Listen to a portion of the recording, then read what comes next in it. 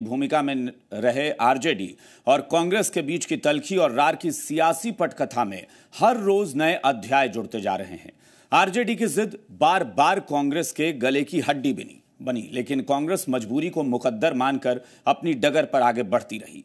यह पहला चुनाव नहीं है जिसमें कांग्रेस और आरजेडी के बीच सीट बंटवारे पर रार मच रही है। दरअसल यह कहानी हर चुनाव की है और हर बार कांग्रेस ही बेहाल रहती है।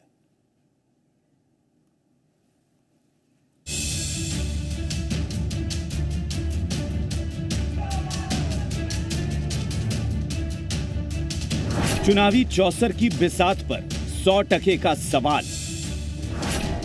बार बार आरजेडी के आगे कांग्रेस क्यों बेहाल? आरजेडी बिहार में कांग्रेस की नैसर्गिक सहयोगी है, लेकिन सहयोग की सियासत पर बार बार जिद, अहम और चालबाजी का रोड़ा रास्ता रोकने के लिए खड़ा हो जाता है।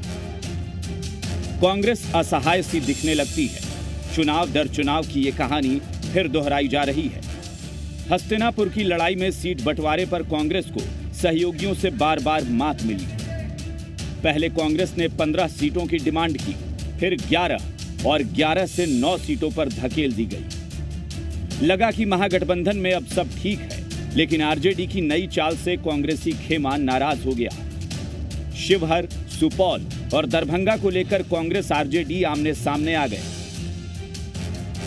क्योंकि दरभंगा एक बहुत ही महत्वपूर्ण सीट है मिथिलांचल की, और वहां से पूरे मिथिलांचल में मैसेज जाता है, तो संभवतः यही कारण हो सकता है कि सभी वहां से लड़ना चाहते हो। पार्टी ने जो तय किया है ठोक ठठा के किया है, और पार्टी का जो भी निर्णय होता है तो सिपाही को मानना पड़ता है। तो लगातार पार्टी में तो कर ही रहे हैं, अब पार्टी को सोचना चाहिए, पार्टी सोचेगा निश्चित रूप से। शिवहर है, शिवहर में लगातार काम किए हैं, नहीं तो उसके अलावा भी अगर पार्टी के पास है तो हम लोग पूरा बिहार में काम किए ही हैं, तो पार्टी को सोचना चाहिए। कांग्रेस आरजेडी के बीच ये हालात कोई नए नहीं हैं। दोनों पार्टियां जब भी गठबंधन में रही हैं, यही दुश्वारियां सामने आई हैं। अध्यक्ष रह चुके नेता भी इसके लिए कांग्रेस को ही जिम्मेदार ठहराते हैं। पार्टी की जो कार्य प्रणाली रही प्रदेश में, उसका ही कारण रहा कि सब लोग पार्टी छोड़ करके जा रहे हैं।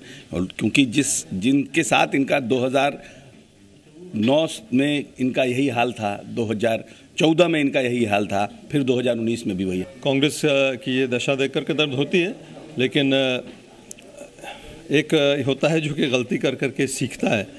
कांग्रेस सीखने को तैयार नहीं है। जैसा अशोक जी ने बताया कि बार बार एक ही गलती को दोहराया जाए तो फिर उसका समझने का क्या तरीका हो सकता है। साल 1995 के बाद से बिहार में कांग्रेस की हालत लालू यादव और आरजेडी की पिछलग्गू वाली हो गई। बिहार में कांग्रेस वही करती रही, उतना ही करती रही जितना लालू यादव चाहते रहे।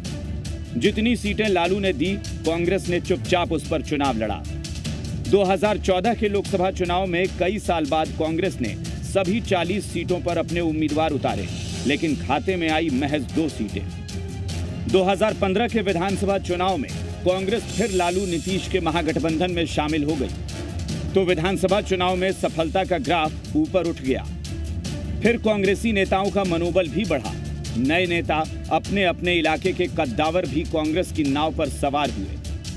लोकसभा चुनाव में ज्यादा सीटों की दावेदारी ठोकी गई, लेकिन गठबंधन में कई दलों के शामिल होने से समझौता फिर कांग्रेस को ही करना पड़ा है।